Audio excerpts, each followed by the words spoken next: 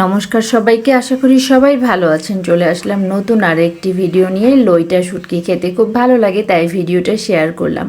আমি মাছটা সিদ্ধ করে ছোট ছোট করে কেটে নিয়েছি, লবণ হলুদ মরিচের গুঁড়া মাখিয়ে নিলাম। কড়াইয়ে তেল দিয়ে এবার মাছগুলি আগে ভেজে ফেলবো।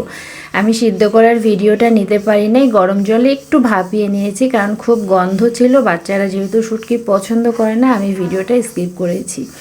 কড়াইয়ে তেল দিয়ে তেজপাতা, শুকনা মরিচ, এলাচ, দারচিনি সম্বার দিলাম। যখন খুব সুন্দর একটা গন্ধ আসলো, তখন কাঁচামরিচ, পেঁয়াজ আর রসুন দিয়ে দিলাম। রসুনের পরিমাণটা একটু বেশি দিয়েছি। পেঁয়াজটা যখন মোটামুটি লাল হয়ে আসলো, তখন আদা রসুন পেঁয়াজ বাটা দিয়ে পেঁয়াজটা আগে একটু কষিয়ে নেব। কষানো হয়ে গেলে পরিমাণ মতো লবণ, হলুদ, মরিচ গুঁড়া, ধনিয়া জিরা গুঁড়া দিয়ে ওই তেলেই আমি মশলাটা কষিয়ে নেব।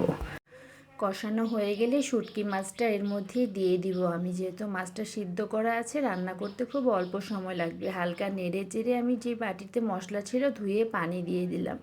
ঢাকনা দিয়ে ঢেকে দিব। ঠিক 3-4 মিনিট পরে যখন একটু তেল ছেড়ে এসেছে, নিচে যেন লেগে না যায়, আমি ঢাকনা উঠিয়ে খুব ভালো করে নেড়ে চেড়ে নেব। লইটা শুটকি দিয়ে ভাত খেতে কিন্তু খুব ভালো লাগে। আমি আরও কিছুক্ষণের জন্য ঢাকনা দিয়ে দিলাম। আর একটু শুকিয়ে যাবে, তেল ছেড়ে আসবে, একদম আচারের মতো লুকটা যখন আসবে।